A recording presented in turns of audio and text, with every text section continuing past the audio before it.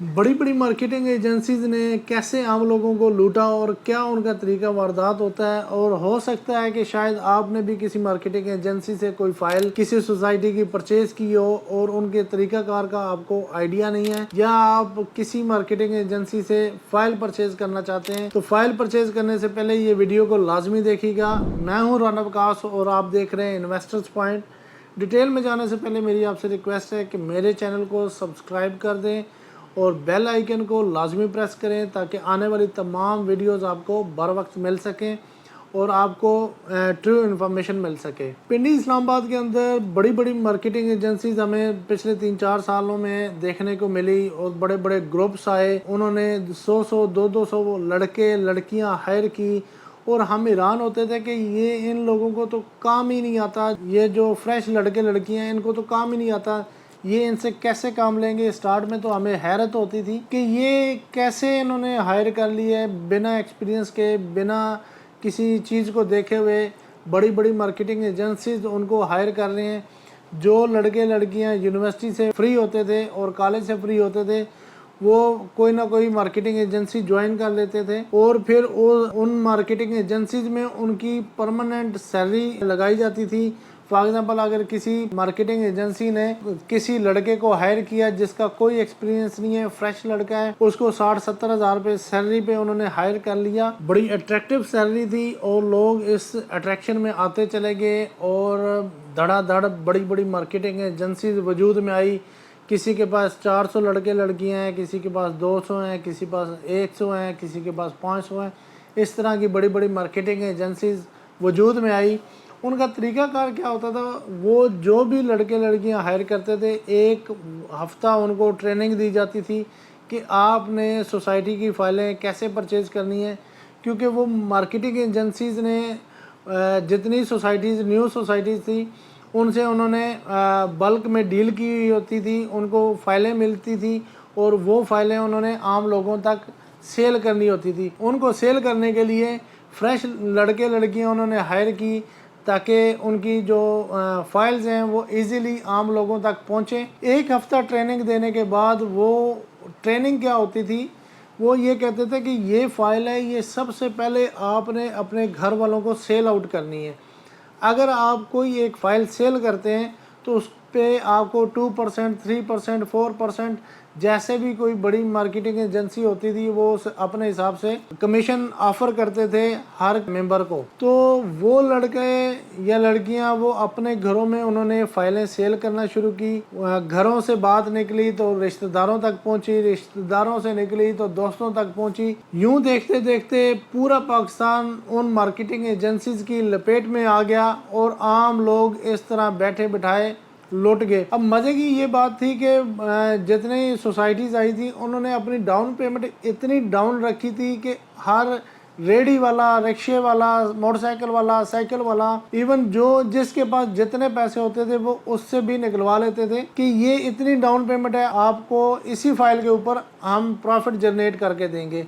तो ये एक लोअर मिडिल क्लास यानी कि अट्रैक्शन डाल के उन्होंने लोअर मिडिल क्लास को अट्रैक्ट किया और लोग उसमें धड़ाधड़ शामिल हुए। इवन किसी के पास 50 हज़ार रुपये थी तो 50 हज़ार रुपये भी डाउन पेमेंट दे के उन्होंने फाइल परचेज करवा दी। अब आम लोगों को ये चीज़ समझ नहीं आई कि हम डाउन पेमेंट तो दे रहे हैं लेकिन इसके बाद जो इंस्टॉलमेंट्स का शुरू होंगी वो कौन देगा। मार्केट में एक एक मार्केटिंग एजेंसीज ने हज़ारों की तादाद में फाइलें आम लोगों तक बेची और फिर उनको इंस्टॉलमेंट्स के लिए ब्लैकमेल करते रहे, आपकी ये अमाउंट डूब जाएगी, आप मज़ीद जो है वो इंस्टॉलमेंट्स पे करें। आम लोगों ने ये किया कि अपनी डाउन पेमेंट बचाने के लिए मज़ीद इंस्टॉलमेंट्स जमा करवाते रहे।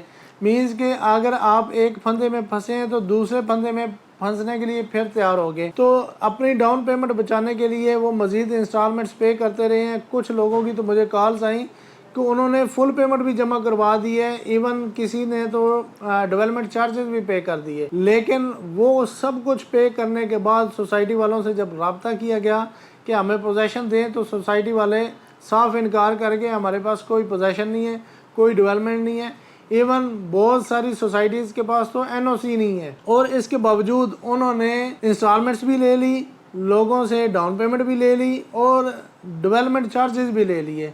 لیکن یہ اتنا بڑا فراڈ ہے، اس پہ RDA بھی خاموش رہا ہے، اس پہ CDA بھی خاموش رہا ہے، ایون اس پہ نیب یا FIA بھی خاموش رہی ہے۔ ان کی خاموشی بتاتی ہے کہ یہ لوگ ملے ہوئے ہوتے ہیں اس سوسائٹی مافیا سے۔ جب تک عام بندہ ان کے خلاف خود نہیں کھڑا ہوگا، یہ سوسائٹی مافیا عام لوگوں کو ایسے ہی لوٹتے رہیں گے۔ جب تک کوئی سوسائٹی NOC اپروول نہ لے تب تک اس سوسائٹی کے اندر 1 روپے کی انویسٹمنٹ نہ کریں، ورنہ یہ لوگ امیر سے امیر ہوتے جائیں گے، عام لوگ غریب سے غریب تر ہوتے جائیں گے۔ اس معاملے کو کوئی نہیں اٹھا رہا، میں اس لیے یہ اٹھا رہا ہوں کہ مزید لوگ ان کے چنگل میں نہ پھنسیں، اپنی اماؤنٹ کو ایسے درندوں کے حوالے مت کریں، اپنی اماؤنٹ کو وہاں انویسٹ کریں جہاں پہ آپ کی گرپ ہو، آپ کی نظر ہو۔ بڑے دور دراز لوگوں سے مجھے کالیں آئیں، ایون کراچی سے بھی لوگوں کی کالیں آئیں، انہوں نے کہا فلاں سوسائٹی میں ہم نے انویسٹ کیا ہے، فلاں سوسائٹی میں انویسٹ کیا ہے، یہ کیسی ہے؟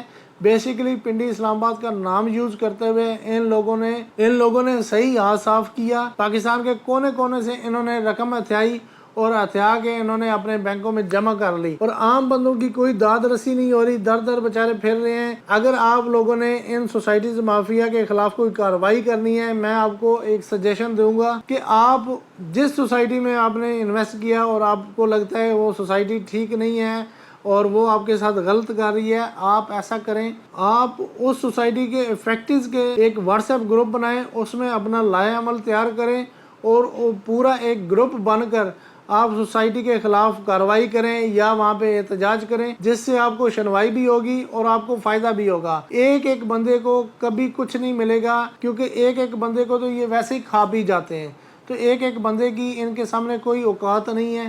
لیکن وہ بچارے جنہوں نے اپنی جمع پونجی لٹائی ہے، ان سے پتہ کریں کہ جمع پونجی ہوتی کیا ہے یا رقم ہوتی کیا ہے جو انہوں نے ہتھیا لی ہے، کیونکہ غم اس کو ہوتا ہے جس کی کمائی ہوتی ہے، غم اس کو کبھی بھی نہیں ہوتا جس کی کمائی نہیں ہوتی ہے۔ وہ تو مال مفت اور مال غنیمت سمجھ کر عام لوگوں کو لوٹ رہے ہیں اور ایسے ہی مزید لوٹتے بھی رہیں گے۔ انشاءاللہ میں بھی آپ کے ساتھ ان سوسائٹیز مافیا کے خلاف آواز اٹھاتا رہوں گا، آپ میری آواز بنیں، میں آپ کی آواز بنوں گا انشاءاللہ۔ کسی بھی سوسائٹی کے حوالے سے آپ نے جاننا ہے تو آپ مجھے کمنٹ باکس میں کمنٹ بھی کر سکتے ہیں، واٹس ایپ پہ بھی آپ میسج کر سکتے ہیں اور کسی بھی سوسائٹی کی انفارمیشن لے سکتے ہیں۔ میرا کام صرف اور صرف آپ تک ٹرو انفارمیشن پہنچانا، اور یہ یاد رہے میں کسی سوسائٹی کو ڈیل نہیں کرتا یا میرا آفس کسی سوسائٹی کو ڈیل نہیں کرتا، تو ہمیں کسی سوسائٹی سے ڈرنے اور جھکنے کی ضرورت نہیں ہے کہ فلاں سوسائٹی میرا کاروبار چلا رہی ہے یا میرے گھر وہ دانے بھیج رہی ہے۔ مجھے ان سب کسی سوسائٹی سے کوئی غرض نہیں ہے، نہ ہی میں ان سوسائٹی کا اعلی کار ہوں، نہ ہی کسی سوسائٹی کا بینیفیشری ہوں۔ صرف اور صرف CDA کو ڈیل کرتا ہوں، اور CDA کو اس لیے ریکمینڈ کرتا ہوں کہ وہ 100% سیف اینڈ سیکیور ہے۔ مجھے پتا ہے کہ مافیا میرے خلاف بھی لگا ہوا ہے، لیکن میں اس سب چیزوں کی پرواہ کیے بغیر آپ تک ٹرو انفارمیشن پہنچاتا رہوں گا۔ دیکھتے رہیں انویسٹرز پوائنٹ، ملتے ہیں ایک نئی ویڈیو کے ساتھ، اپنا خیال رکھیے گا، اللہ حافظ۔